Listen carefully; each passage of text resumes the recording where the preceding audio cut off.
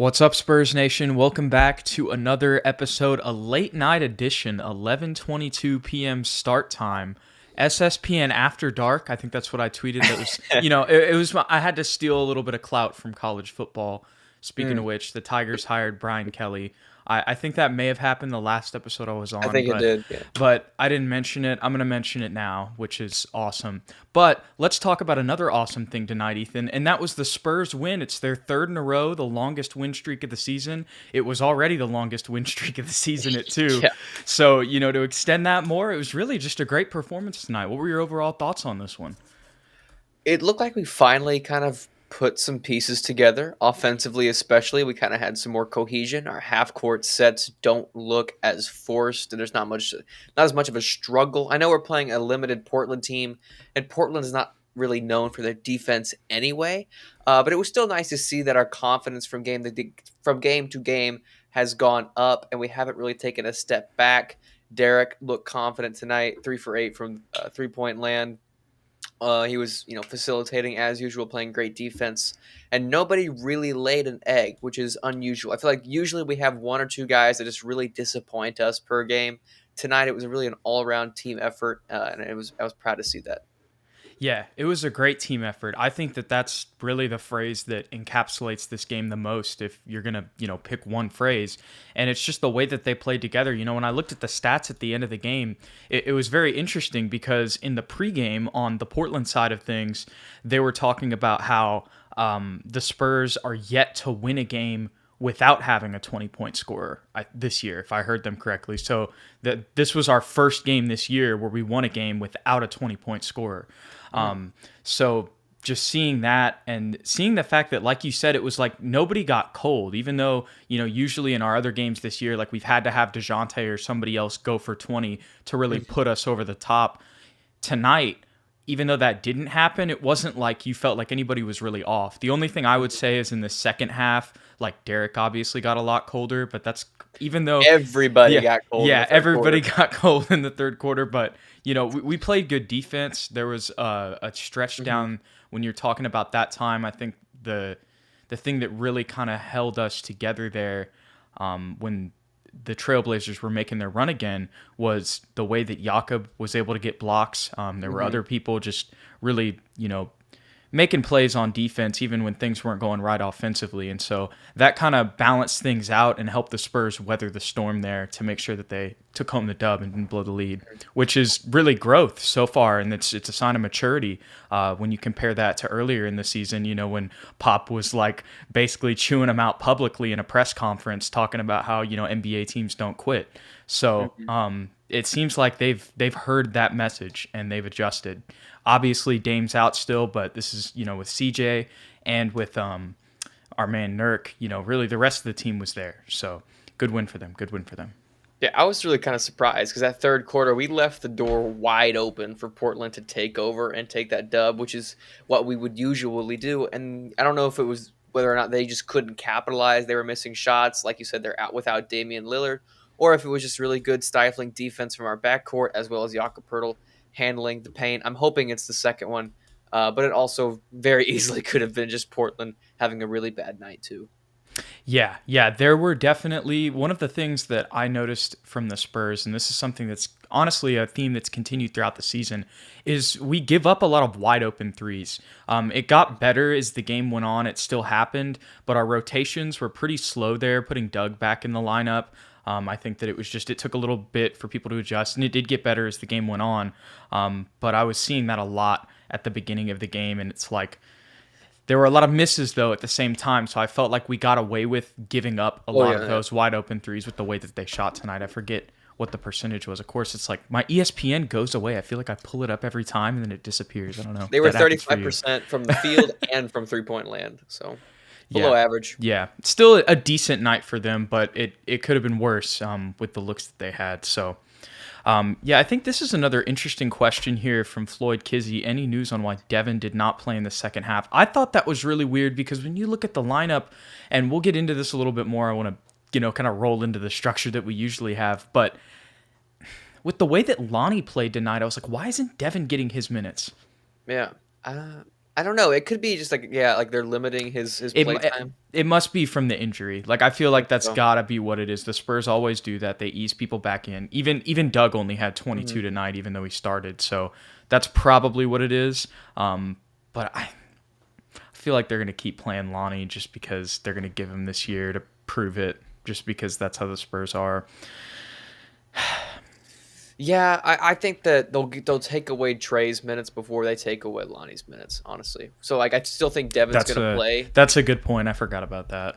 Yeah. Yeah, unfortunately, because I think Trey has played pretty well over the past couple games Yeah, and too. it's like I'd rather have him facilitate with his classmate Devin Vassell, but nope, we're gonna play Lonnie, and he's gonna go 3 for 8 and make some shots sometimes. Hmm. That's what it is with him. But anyways, let's jump in to our awards for tonight's game. Offensive MVP Ethan for this one. Who you got? I went with Doug McDermott. I thought just him being on the court really opened up a lot of things for us, especially with that starting unit. His 3-point shot is deadly, 2 for 6 tonight. He had 16 points, which actually led the starting unit as far as points go. And Jude, just having him there creates another threat. It opens up the court for DeJounte and Derek. So it's just another layer to our offense that we can use. And I thought it was very impressive. 7 for 13 from the field. Just like you said earlier in the year, a really underrated cutter. He gets to the basket a lot more often than I thought he would. Yeah, McBuckets. There's a reason he's not McJump Shot. He is McBuckets because he can score from anywhere on the court. So I'm glad to have him back. Yeah, I thought he played a great game. And just to touch on kind of what you just said, what he does, off the stat sheet and just the Hmm. spacing, even when he's not playing well, just because of his reputation, he demands attention on the other team's defense. So that is always going to open things up for the rest of the guys, which is perfect the way that our roster is set up. So we'd love to see it. I'm going to go with DeJounte Murray. I know he gets it every time, but I love the way that he sat back tonight and was just like, I'm going to set everybody up. That's what he did from the beginning. He still made shots, when we needed him to. He Hmm. hit that probably the most impressive three of his career. I know that sounds crazy and like an exaggeration, but that three that he hit on the left wing early. It was at some point in the first half, but like it was the most arc that I've ever had. And usually from that range, he's short and he just got it and it splashed. So it's like, all right, he's continuing to work on, like, he's not just settling. It's like, all right, I'm going to be a catch and shoot. Like, I'm going to continue to grow with Chip England and try to be an even better shooter, and not just settle from like, oh, I was an okay shooter coming out of college. This is good enough. I feel like you see a lot of NBA players like do that when they get to a certain point. So love to see that from DeJounte. And then, of course, the 13 assists is Hmm. really what it was for me. Like I said, not the most efficient night from him overall, but still was able to find another way to contribute and be our point guard. I mean, he really just showed off his playmaking skills tonight. And we knew that he had them, but he's had to score so much this year. So for him to find a way to contribute and still make some big shots that were, momentum shifters for us, I'd love to see it from DeJounte. So, Agreed. all right, let's roll on to defensive MVP. Ethan, what you got, my guy? My guy. I got you're good. I Couldn't got talk. Jakob Pertl. Jakob Pertl, he pretty much dominated Josef Nurkic all night long. I was a little worried about that matchup because Josef has a tendency to go off against the Spurs in recent memory, at least for me. So I was like, he's big, he's strong, he's also tall. He could be difficult to stop tonight, and he was very limited. Only had 10 points, minus 19 if you like plus minus as a stat. And Jakob had 4 blocks, really handling the interior defense the entire night. Very impressed by what Jakob Pertl has continued to bring all season long. Yeah, he's my defensive MVP too, man. 4 blocks tonight. Really shut down Yusuf and our man Big or South Tex, excuse me. He was talking about he's a borderline all-star player, and he's been in that conversation before on some other teams, and the way that what he's meant for them, like you saw a couple years back when he went down in the playoffs, how much that deterred their playoff run that they were on. Hmm. So for Jakob to have the performance he did against him tonight, especially, I was concerned about it with how physical Nurk is. The way Hmm. that he was able to hang with him and shut him down was awesome. And then Cody Zeller too. I mean, I know it's just Yeah. Cody Zeller, but like when he was matched up against him, he did his thing. So Hmm. he was, we've talked and joked about him kind of being like a baby Gobert, right? for the Spurs and the way that he's the defensive post anchor, and he really emulated that tonight on the floor. 100%. Yes, sir. All right, so unsung hero. I'm actually going to start this one off because I had Doug McDermott, and I guess it's just because I was going to give it to DeJounte, and I valued his playmaking tonight and was impressed by that. But once again, Doug McDermott, you could tell the difference with the way that he came in the game, and I liked that when he got cold from three, after he made those first two, he went and found other ways to score and other ways to contribute. He had a plus 26 tonight, and I think that's the main reason why. And the way that he's also just a versatile player and can run. When I say he's a versatile player, I mean like he can switch really 1 through 4. Honestly, on defense. And, that's something that when we signed Doug McDermott, it wasn't something that I was expecting. And for him to just be, competent defensively at all 4 of those positions for the most part. When he gets matched up against ones, he might get beat off the dribble, but 2 through 4, for him to just be able to be, average against those guys, you love to see it from Doug. And then, of course, we know what he does offensively. We've talked about it so much, but who's your unsung hero, Ethan? I gotta go with Bryn Threesus Forbes. It's for my boy Tanner Robertson. He brought that up in the comments earlier. It's his new nickname, Threesus. We're gonna try and shoehorn that into Spurs Twitter if we possibly can. The reason Bryn didn't get my MVP, because I know he had 18 points tonight, 3 for 5 from 3-point land, really helped us out, was because he had a few of those points pretty much in garbage time when we were already gonna win the game, and plus he didn't play at all in the first half when we got up by like 25 or whatever. But Bryn Forbes really helped us out in that third quarter when we were really losing momentum, and it looked like we were going to leave the door wide open for Portland to make a comeback and get back into the game. Bryn Forbes came in, was a spark plug, did what he does best, and that's get buckets both in the mid-range and from the three-point land. Really kind of gave us back that momentum to get going, where we ultimately took a 31-point lead, was our biggest lead. How much did we win by? Was it 31? I think it might have been 31. Yeah, we won by 31. So, yeah, he was very, very, very important in that second half. But that's the only reason he didn't get MVP, was because he didn't play the first half when we got up by as much as we did. And he got a lot of those points in garbage time. Yeah, absolutely. It was so funny in that third quarter. I was like, we haven't seen Keita Bates or Bryn all game, but I guess we're just going to randomly sub them in here. And I was just kind of like, I guess, sure. But I honestly, I was like, if we lose the game because of this, I'm going to be pissed. Luckily, I was wrong, and this is why you always defer to Greg Popovich at the end of the day. There's some things we can criticize him on, but there are some things where he just knows and we don't, whenever it comes to his level of expertise. So that was exactly what they needed, and Bryn just came in and did what needed to be done. And I like the point that South Tex made earlier. He was pissed. After that Ben McLemore 3, where Ben McLemore, gave him a little chest and, was talking in his face, Bryn went crazy after that, and Bryn was like staring at him on the sideline after. It was so funny. It's just funny to watch Bryn Forbes do stuff like that, but he's got a little bit of nasty to him. He's got a little bit of attitude. You love to see it from Bryn. He's really jacked for a guy that's only like 5'10". It's kind of weird. I like how you say he's 5'10". Well, what is he really, like 6'1", maybe? If we give him the benefit of the doubt, like he's not. He's 5'10". Like, come on now. Oh my gosh. Well, hey, I saw Floyd Kizzy earlier said he had to crash, so thank you for hopping in. Thank you, Eric Flores, South Tex, my man Nick, Laura. I see you in here. Drew King, also, I heard you in there. Yes, this is Lonnie's contract year. Y'all asked that earlier. Some other people, Tanner Robertson, of course, Boudet. Shout out to everybody in the chat right now. But let's talk about some overall stuff, Ethan.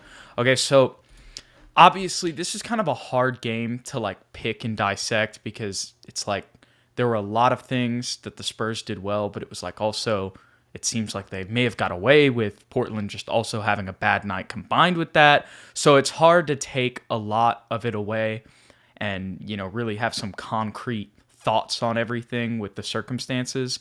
But what were some things, what did you feel like we did well tonight, and really were the reasons that we were able to overtake the Blazers? My biggest thing was our passing as a team. We had 32 assists tonight. That seems to be a recurring trend. If we can get to around that 30 assist mark, we tend to either be like in position to win the game or win the game. We also won the rebounding battle, which is rare, 48 to 41. I think that helps when Robert Covington is their starting power forward and who's also like 6'7", so we can kind of compete as far as size goes and match up pretty well. And also points in the paint, Joe. We really were attacking. I know we started off really hot from three-point land, but like you said, that kind of cooled off as the game progressed, and we went back to what we knew best, and that's attacking the rim and getting easy buckets inside. We won those points in the paint battles 54 to 26 tonight.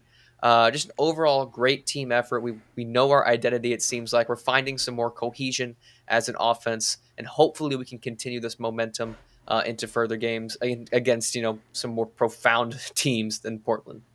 Yeah.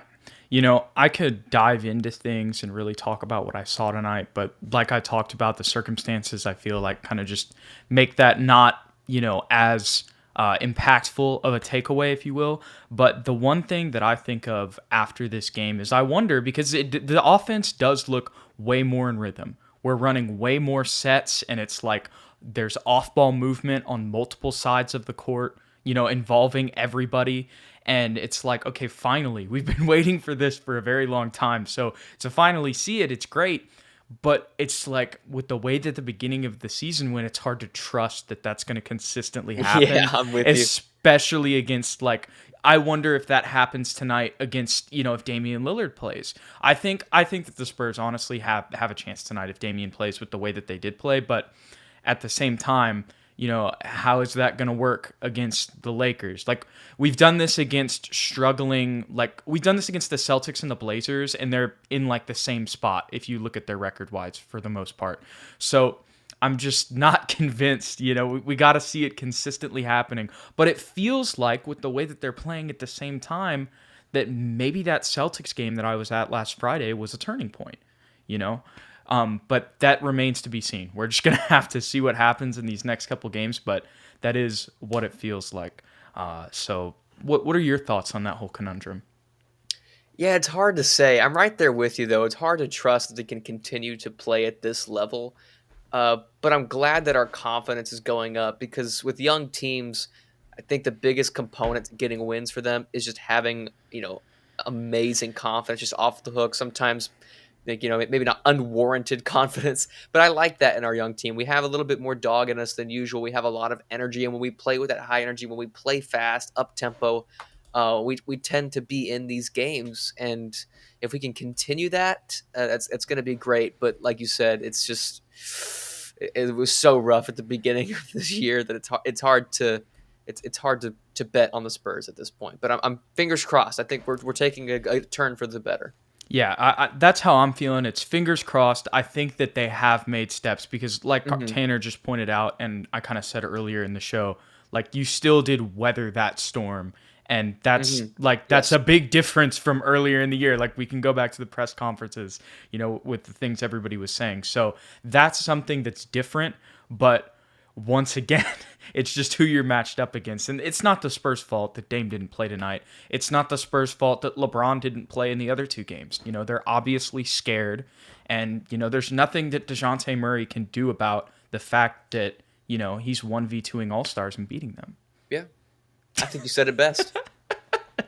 Anyways, no, but in all seriousness, like it's not their fault that these guys are injured, right? So we'll have to see what happens. But hopefully they can keep this offensive rhythm going, and Devin and Doug can keep getting more minutes because if those guys, like especially if Devin can overtake some of Lonnie's minutes, I think that's going to lead to more made threes. And we know that adding those dudes to the way that we were playing in those last two games before they were hurt, all it does is open things up even more. So you love to see it. You love to see it.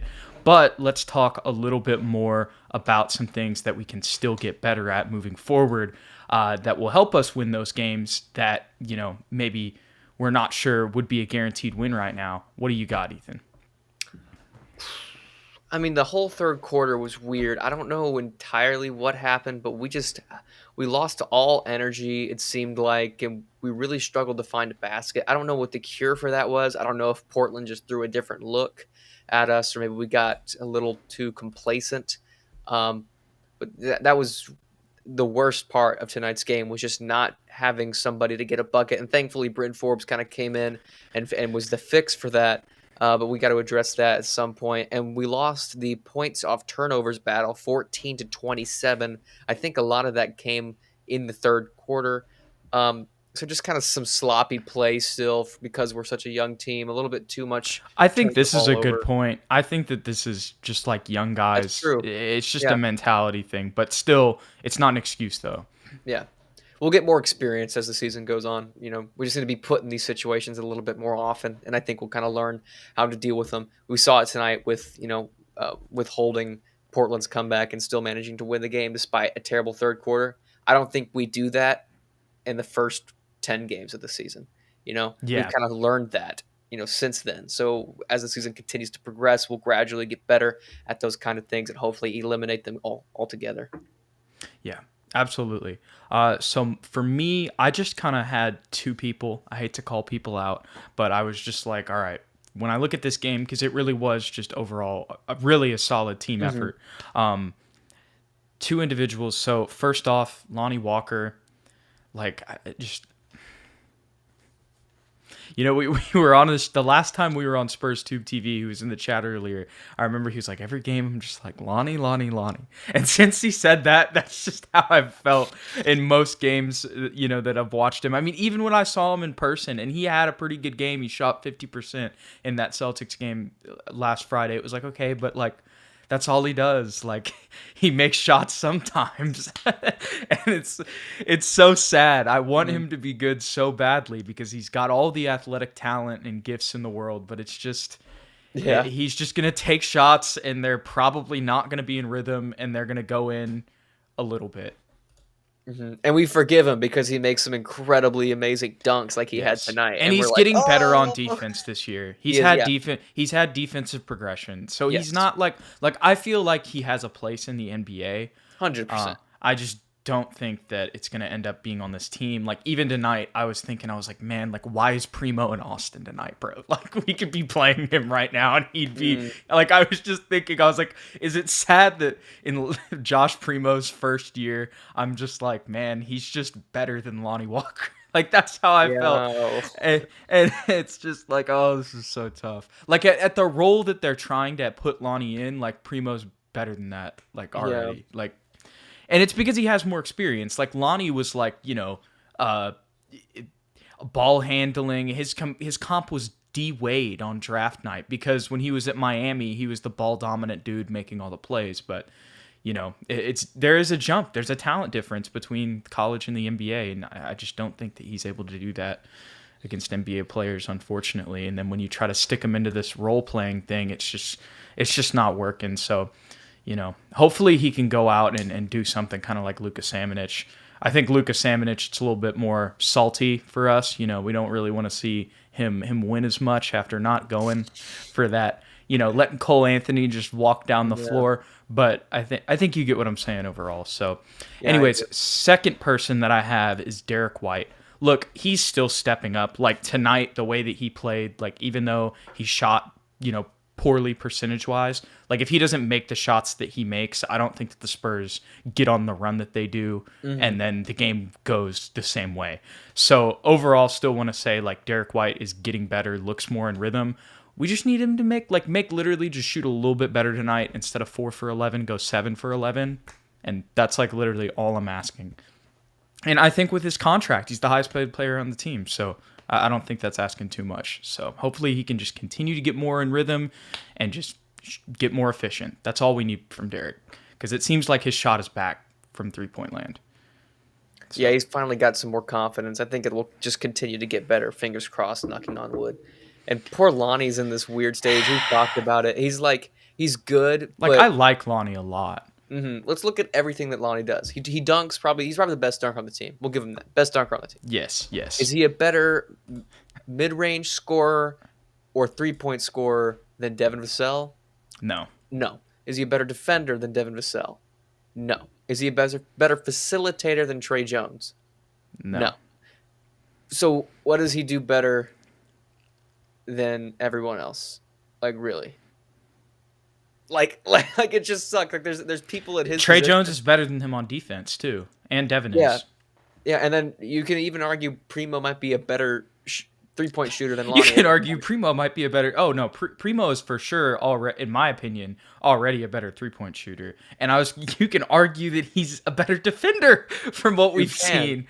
Like, yeah, granted, very small sample size, but it's just sucks for him. It's crazy that when you and it's not Lonnie's fault that that everybody didn't draft Josh Primo, but like.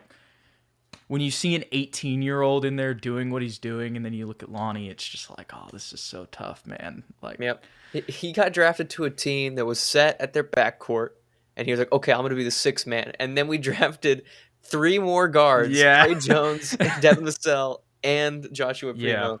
Yeah. And he's like, what's going on? Like, why am I here? Like, it's just, and then we tried to force him to play the 3, and it's just like doesn't work. Yeah, we tried to make him an off-ball 3-and-D shooter, and that's not Lonnie. So it's not. I'm just thinking I can already envision it. Look, he's going for 18 next year on the Pistons. It's gonna be great. Yeah. Look, he's gonna get them to him and Cade Cunningham. They're gonna get to 28 wins. Yeah, he's the next Joe Dumars. It's gonna be big for Detroit. Trey Lyles, the big 3. Trey Lyles, Cade Cunningham, and Lonnie Walker. Lonnie Walker. Wow, that's what I feel like. Dude. LeBron doesn't stand a chance. He's not even in the East, but he still doesn't stand a chance. Anyways, all right. Well, thank you guys for hanging out with us here on Late Night SSPN After Dark, if you will. Any final thoughts just on this game, Ethan, and kind of the Spurs moving forward? And also, if you guys want to send in just some questions right now, we can go ahead and answer those, do a little Q&A here to end things off. But man, I don't know. Let's keep the streak going. We got 2 really tough games back to back. Oh, God. Warriors and Suns, both on the road. And then the Knicks and the Nuggets Oh boy. Yeah, so this is what I was talking about earlier. I didn't even know the schedule, but I just knew. I was like, look, I know we're not going to be playing teams like we've been playing recently every night. So, anyways. Yeah, next episode, Jude and I are getting plastered on the show. Oh yeah, and next 9 p.m. game, that's what's going to happen. The 9 p.m. game, yeah, at night. Remember that SpongeBob episode? Yes. Yeah. At night. Hey, Steph is getting clamped by DJ. We're making a statement. We're beating the best team in the NBA next week, or this Saturday, and we're never losing another game for the rest of the season. Spurs to the chip. See y'all later.